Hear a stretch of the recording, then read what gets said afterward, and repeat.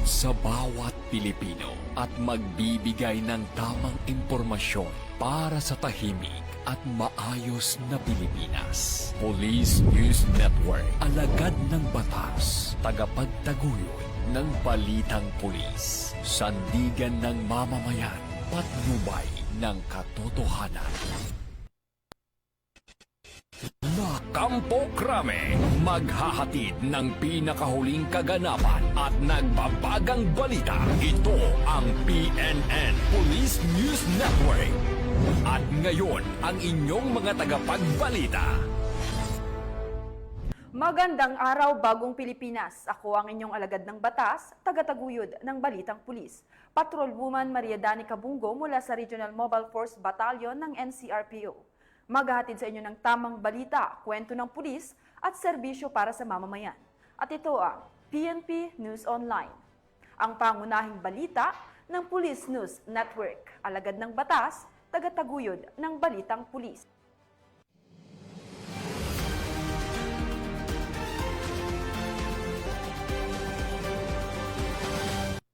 Narito ang mga balitang dapat niyong abangan.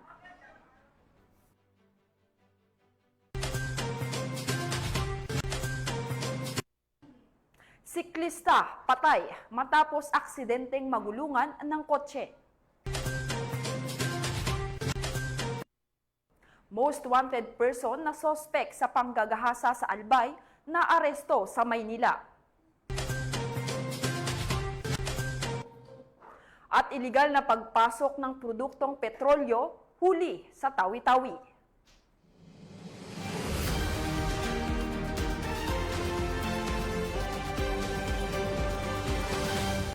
Narito ang mga balitang hatid ng ating PNN correspondents mula sa iba't ibang panig ng bansa.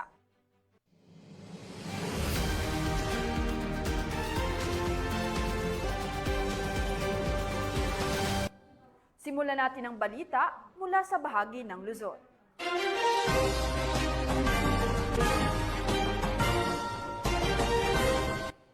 Nasawi ang isang siklista matapos aksidenteng magulungan ng kotse sa kahabaan ng eastbound lane ng Shaw Boulevard, Barangay Capitolio, Pasig City. Matapos itong mahagip ng biglang bumukas na pinto ng isang iligal na nakaparadang sasakyan sa mismong bike lane ng nasabing lugar. Patrolwoman Jenny May Dolor sa report.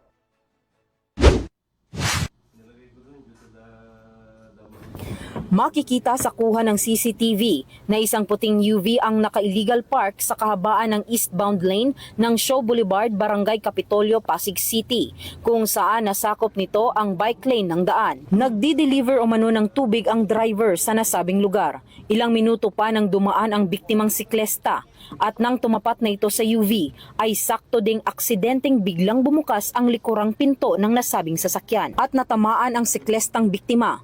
Nawalan ito ng kontrol. Nang ito'y matumba, nasagasaan ang biktima ng kotseng nakasunod dito. Idineklarang dead on the spot ang biktima. Samantala, inaresto naman ang dalawang driver na sangkot sa nasabing insidente na kinilalang sina alias Jeffrey, 39 anyos, driver ng UV, at si alias Marcelo, 59 anyos, driver ng nakasagasang kotse. Matapos basahan ng kanilang karapatan, ang mga sospek ay pansamantalang dinala sa Pasig City Custodial Facility para sa kaukulang disposisyon. Kasong reckless imprudence resulting to homicide and damage to property ang kakaharapin ng dalawang sospek. Mula dito sa Eastern Police District, ako po ang inyong PNN correspondent, Patrolwoman Jenny Midolor, alagad ng batas, tagataguyod ng Balitang Pulis. Maraming salamat, Patrolwoman Dolor.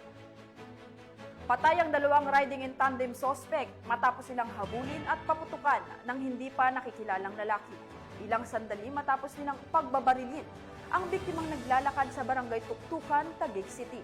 Alamin ang iba pang impormasyon mula kay Patrolwoman Mary May Toniveva.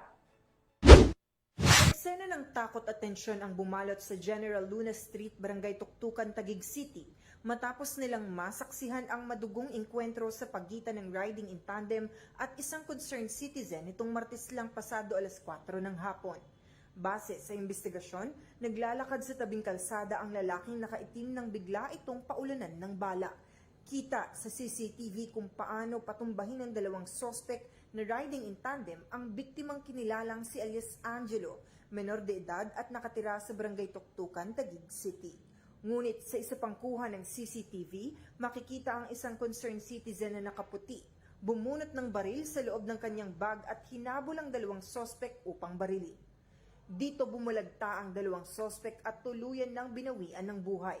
Sa naganap na insidente, isa pang civilian na tricycle driver ang nadamay at tinamaan ng baril. Kung titingnan natin na dahil ang involvement ng biktima ay illegal drugs, malamang doon umiikot yung natin. Kinilala ang dalawang sospek na si alias Ian, 20 taong gulang, naturang gunman at nakatag bilang top 1 most wanted person dahil sa dalawang kasong pending nito na murder case. At ang rider na si alias David, 23 taong gulang. Kuha rin sa video ang pagkuha ng baril ng barker na ito at agad ipinasa sa isa pang barker. Sa ngayon, inaalam pa ng pulisya ang posibleng koneksyon ng bawat isa.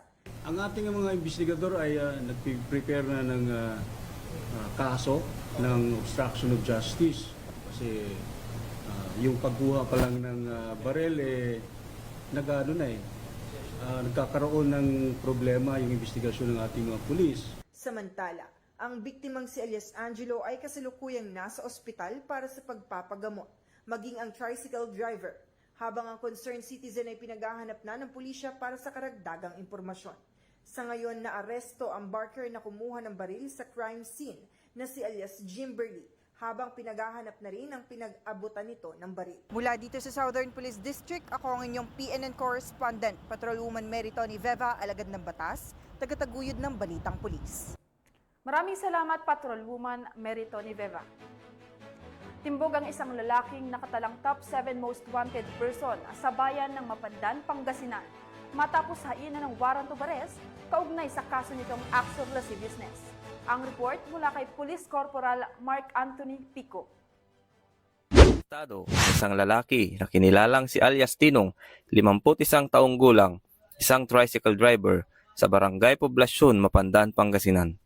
Ang operasyon ay sinagawa ng mga tauhan ng Mapandan Municipal Police Station sa pangunguna ni Police Captain Benedict C. Espinosa, Officer in Charge, sa bisa ng warrant of arrest sa kasong acts of lasciviousness sa ilalim ng Article 336 ng Revised Penal Code na may kaugnayan sa Section 5B, Article 3 ng Republic Act 7610, Special Protection of Children Against Abuse, Exploitation and Discrimination Act, na may rekomendadong piyansa na nagkakahalaga ng 180,000 piso. Ang nasabing warrant ay inilabas noong Hunyo 24, taong kasalukuyan ni Honorable Caridad Villegas Galvez, Presiding Judge ng Regional Trial Court, 1st Judicial Region, Branch 43, Dagupan City. Matapos ang pag-aresto, dinala si alias Tinong sa Mapandan Community Hospital para sa medikal na pagsusuri. Sa kasalukuyan, siya ay nasa kustodiya ng Mapandan Municipal Police Station. Patuloy na hinihikayat ng kapulisan ng komunidad na makipagtulungan at ugnayan para sa mabilis na aksyon at mapanatili ang tahimik at ligtas na pamayanan. Mula dito sa Ilocos Region, ako ang inyong PNN correspondent, Police Corporal Mark Anthony Pico, alagad ng batas, tagataguyod ng Balitang Pulis. Maraming salamat, Police Corporal Pico. Nasamsamang mahigit kalahating milyong pisong halaga ng shabu mula sa dalawang sospek sa isinagawang buy-bust operation ng mga tauhan ng Bataan PNP sa Barangay Sipakan, Balanga City, Bataan. Nakatutong dyan si Patrolwoman Jilly Peña. Mahigit 500,000 pesos na halaga ng shabu ang nasamsam matapos ang matagumpay na buy-bust operation ng mga tauhan ng Bataan PNP na kung saan arestado ang dalawang individual sa Barangay Sibakan, Balanga City, Bataan nito lamang Hunyo 24 taong kasalukuyan. Kinilala ni Police Colonel Marites A. Salvadora, Provincial Director ng Bataan Police Provincial Office, ang mga suspect na sina alias Rod, 57 taong gulang, may asawa, at alias Jose, 28 taong gulang, binata, kapwa residente ng nasabing barangay.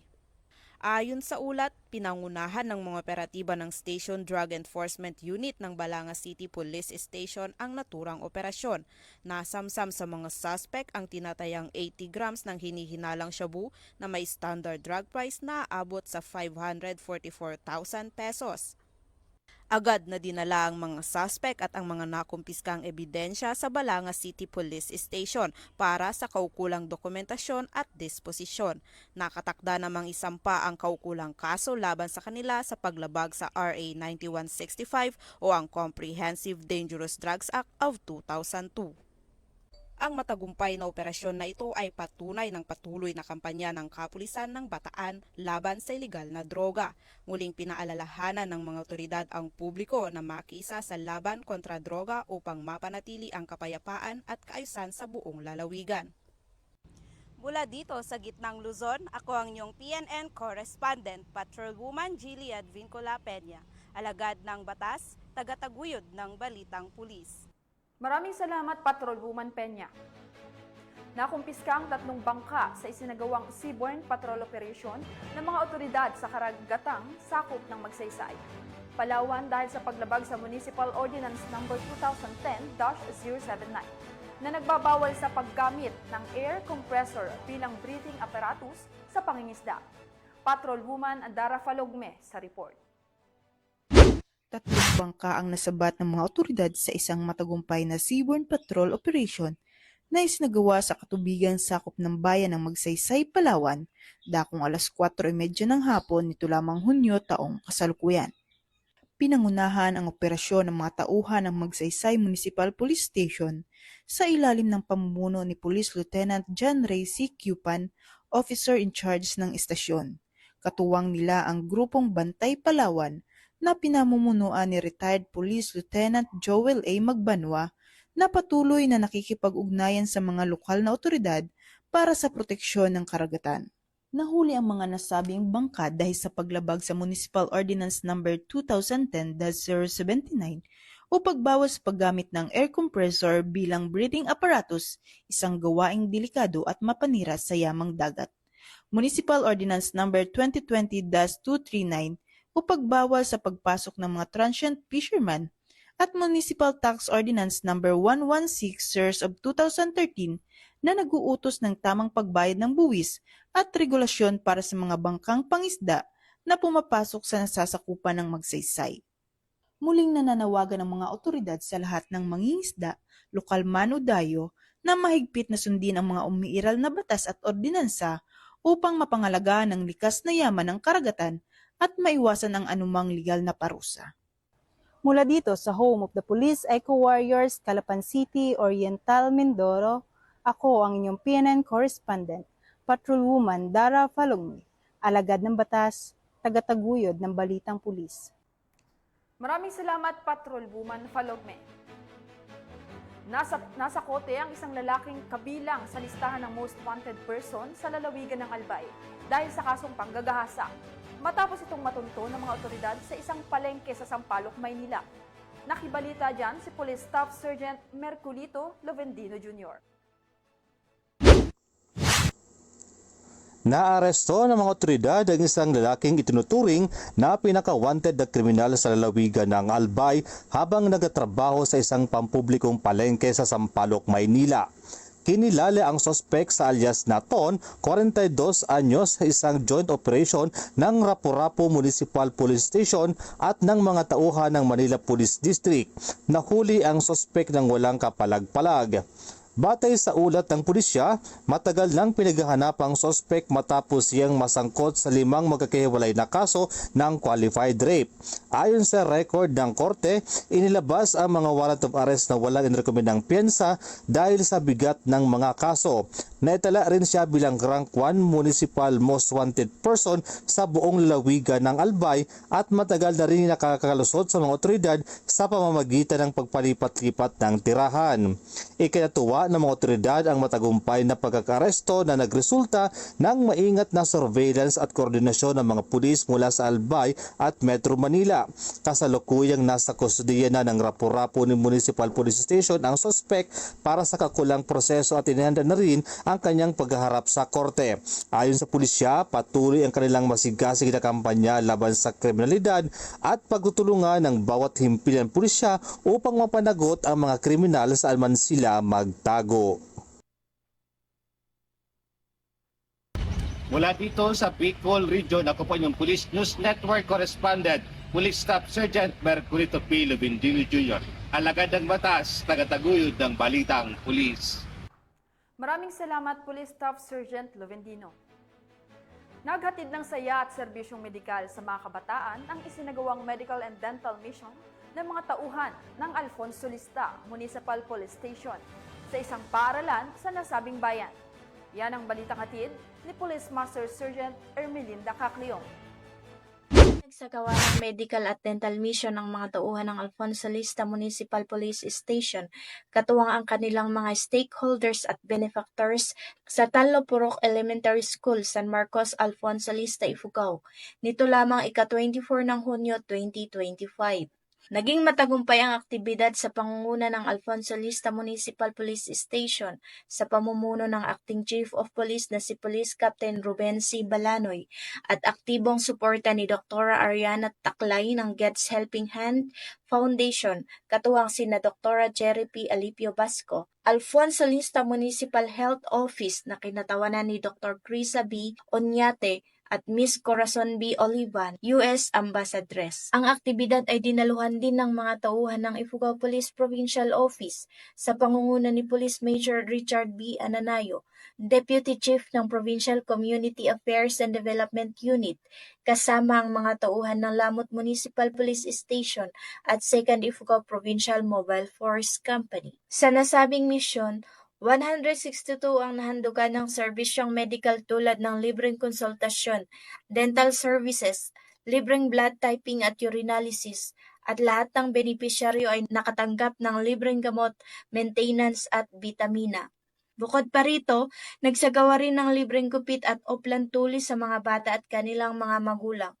Habang lahat ng mag-aaral ng Tallo Purok Elementary School at Child Development Center ay nakatanggap ng school supplies. Labis na tuwa rin ang naramdaman ng mga bata sa isinagawang mga palaro kung saan lahat ng mag-aaral ay nakahakot ng maraming papremyo. Samantala, pinasalamatan ni Police Captain Bolanoy lahat ng mga stakeholders at benefactors sa kanilang aktibong suporta na nagresulta sa positibong impact sa komunidad. Ipinaliwanag naman ni Dr. Ariana Taklay, major stakeholder ng nasabing aktibidad, na simula nang nagsimula ang kanyang medical mission ay katuwang na niya ang pambansang pulisya dahil malapit sa puso niya ang mga miyembro ng PNP at kaisa sa mga adhikaing makatulong sa mga lubos na nangangailangan. Mula dito sa Ifugao, ako ang iyong PNN correspondent, Police Master Sergeant Ermelinda Cacleong, alagad ng batas, tagatuguyod ng balitang pulis. Maraming salamat, Police Master Sergeant Cacleong. Tunghayan naman natin ang mga balita mula sa Visayas.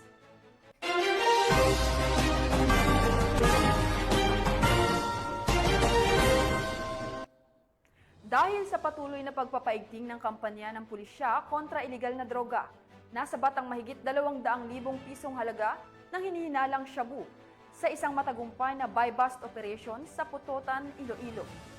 Magbabalita dyan si Patrol Woman Lynette Sablon. Umabot sa 204,000 pesos ang tinatayang halaga ng hinihinalang shabu ang nasamsam ng mga otoridad sa isang matagumpay na buy-bust operation na isinagawa sa Barangay Zaraque, Putotan, Iloilo. Ito lamang 25 ng Hunyo, taong kasalukuyan. Kinilala ang suspect na si Alias Saddam, 34 na taong gulang, lalaki at residente ng nasabing barangay. Ayon sa ulat ng Putotan Municipal Police Station, nakumpiska mula sa suspect ang 7 heat-sealed transparent plastic sachet na naglalaman ng inihinanang shabu na may kabuuang timbang na higit sa 30 gram. Batay sa investigasyon, 3 linggo umanong minaman-manan ng mga otoridad ang galaw ng suspect bago ikasa ang operasyon. Napag-alamang kumuha umano si Saddam ng supply ng iligal na droga mula sa lungsod ng Iloilo at ipinapakalat ito sa iba't ibang bahagi ng bayan ng Pototan. Sa ngayon, nahaharap ang suspect sa kasong paglabag sa Republic Act 9165, ang Comprehensive Dangerous Drugs Act of 2002, at nasa kusdiya na ng Pototan Municipal Police Station para sa karagdagang investigasyon at tamang disposisyon ng kaso. Patunay ito ng patuloy na dedikasyon ng Philippine National Police sa paglaban sa iligal na droga at sa pagbibigay ng ligtas na pamayanan para sa bawat Pilipino. Mula rito sa Western Visayas, ako niyang tenant correspondent, Patrolwoman Nanette Soblat, alagad ng batas tagataguyod ng Balitang Pulis. Maraming salamat, Patrolwoman Sablon. Kulungan ang bagsak ng isang lalaki matapos maaresto kaugnay ng pagnanakaw ng tinatayang 120,000 halaga ng pera sa isang construction office sa Albuquerque, Bohol. Yan ang tinutukan ni Patrolwoman Flora May Azares. Arestado ang 29 anyos na lalaki matapos masangkot sa insidente ng pagnanakaw sa opisina sa isang construction company sa Barangay Bahi, Albuquerque, Bohol, bandang alas 11:45 ng umaga noong Hunyo 24 ng taong kasalukuyan. Kinilala ni Police Captain Jose Leandar R. Velasquez, Chief of Police ng Albuquerque Municipal Police Station, Bohol Police Provincial Office, ang suspect na si Gilbert, 29 anyos, residente ng Campao Oriental, Getafe, Bohol. Sa inisyal na ulat, personal na nagtungo sa himpilan ng pulisya ang isang empleyado upang iulat ang pagkasira ng pinto ng opisina at pagkawala ng pera ng kanyang amo na nagkakahalaga ng 120,000 pesos. Sa isinagawang beripikasyon sa CCTV footage, positibong kinilala ang suspect na si Gilbert, dating empleyado ng kumpanya. Agad na kumilos ang kapulisan upang tugisin ang suspect, natunton at naaresto ang suspect sa isinagawang follow-up operation. Kasalukuyang nasa kustodiya ng pulisya ang suspect habang inihahanda ang kaukulang kasong kriminal laban sa kanya. Ang matagumpay na operasyon ay patunay lamang na ang mga kapulisan ng Central Visayas ay nagpapakita ng kanilang dedikasyon sa pagsugpo ng anumang uri ng kriminalidad tungo sa isang mapayapa at ligtas na bagong Pilipinas. Mula dito sa Central Visayas, ako ang inyong PNN correspondent, Patrolwoman Flora May Azares, alagad ng batas, tagataguyod ng Balitang Pulis. Maraming salamat, Patrolwoman Azares. Narito naman ang mga balita mula sa bahagi ng Mindanao.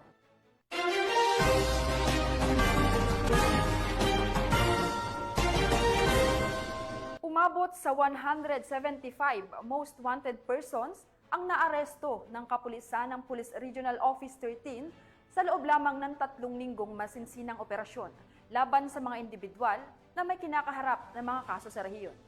Tinutukan niya ni Patrolwoman Kay Francisco.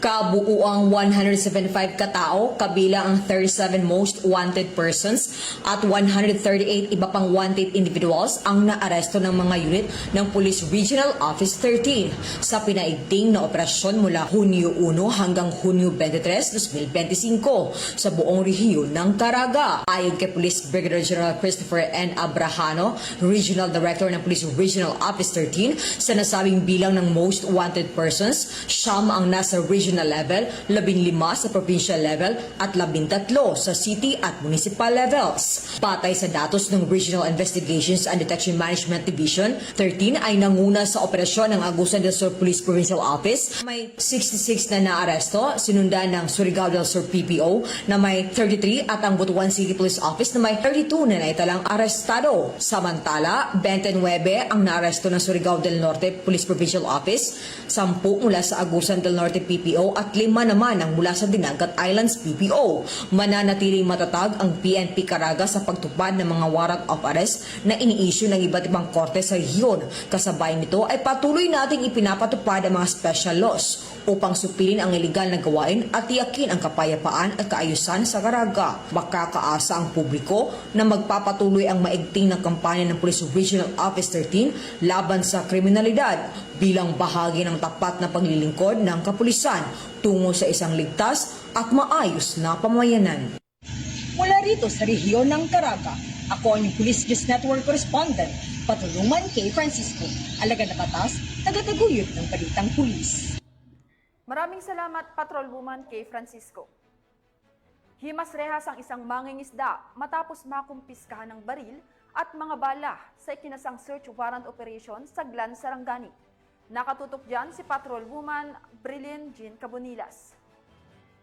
Isang mga isda matapos makumpiskahan ng ilegal na baril at mga bala sa isinagawang search warrant operation ng mga operatiba sa Purok Islam, Barangay Cablalan, Glan, Sarangani Province nito lamang ika-24 ng Hunyo 2025. Kinilala ni Police Lieutenant Colonel Jovinson Bugnot Bayuna, hepe ng Glan Municipal Police Station, ang suspect na si alias Rusty, 46 anyos, isang mangingisda at residente ng nasabing lugar. Bandang alas 5 ng umaga, isinagawa ng mga tauhan ng Glan Municipal Police Station kasama ang Sarangani Provincial Mobile Force Company ang search warrant operation. Na-recover mula sa suspect ang isang unit ng 9mm Uzi pistol at 23 ng bala. Nakumpiska din ang 2 plastic sachet ng hinihinalang shabu na may kabuuang timbang na 0.12 na gramo at nagkakahalaga ng 6,800. Iba pang drug paraphernalia. Kasalukuyang nasa kustudiya na ng Glan Municipal Police Station ang suspect at nahaharap sa kasong paglabag sa 10591 at RA 9165. Patuloy ang pagpapaigting ng kampanya kontra iligal na droga at loose firearms. Mula dito sa Regional Office 12, ako po ang inyong PNN correspondent, Patrolwoman Brilliant Jean Cabonilas, alagad ng batas, tagataguyod ng Balitang Pulis. Maraming salamat, Patrolwoman Brilliant Jean Cabonilas. Nahuli ng mga operatiba ng PNP Maritime Group ang iligal na pagpasok ng mga produktong petrolyo sa Sitangkay, Tawi-Tawi. Narito ang buong detalye ng report mula kay Patrolwoman Angela Bandarlipe. Nasabat ng mga tauhan ng 1st Special Operations Unit ng PNP Maritime Group ang 2 hindi markadong speedboat na hinihinalang sangkot sa iligal na pagpapasok ng produktong petrolyo sa isinagawang seaborne patrol operation nito lamang Hunyo taong kasalukuyan sa Sitangkay, Tawi-Tawi. Sa nasabing operasyon, 2 individual ang sakay ng unang bangka habang isa naman ang sakay ng ikalawa. Tinatayang 3,400 litro o katumbas ng 16 na drum ng hinihinalang smuggled na gasolina ang nakumpiska mula sa ikalawang bangka. Nabigong magpakita ng anumang kaukulang dokumento ang mga sakay para sa pagdadala ng nasabing produkto na isang paglabag sa Republic Act 10863 o Customs Modernizations and Tariff Act. Kabilang sa mga nasamsamang 2 hindi markadong kulay abong speedboat at ilang drum ng smuggled petroleum products. Ang mga ito ay agad na dinala sa kusdeya ng 1st Special Operations Unit Maritime Group para sa kaukulang dokumentasyon bago formal na i-turnover sa Bureau of Customs sa Bungaw, Tawi-Tawi para sa nararapat na aksyon. Patuloy ang PNP Maritime Group sa pagtutok sa mga aktibidad ng smuggling sa katubigan ng Bangsamoro upang matiyak ang seguridad at kaisan sa riyon. Mula rito sa riyon ng Bangsamoro, ako ang iyong Police News Network Correspondent, Patrolwoman Angela Bandarlipe, alagad ng batas, tagataguyod ng Balitang Pulis. Maraming salamat, Patrolwoman Angela Bandarlipe. At yan ang mga balitang nakalap ng ating PNN correspondents mula Luzon, Visayas at Mindanao.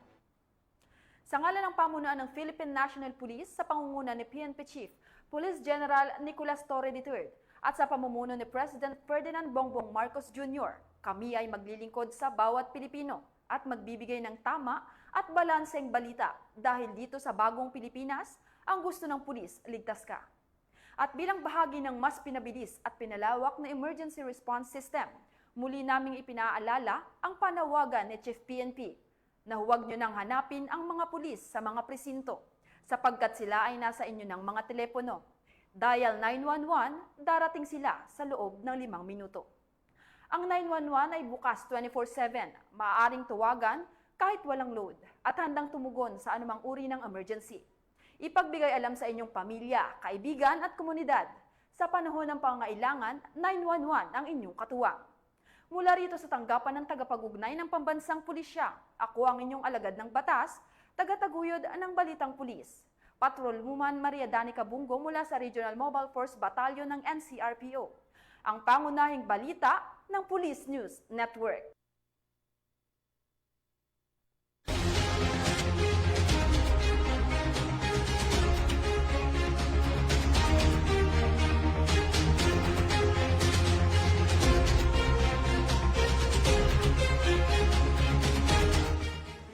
Police News Network, alagad ng batas, tagapagtaguyod ng balitang pulis.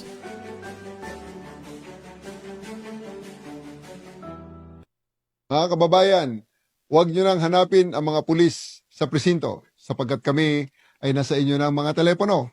Dial 911, darating kami sa loob ng 5 minuto.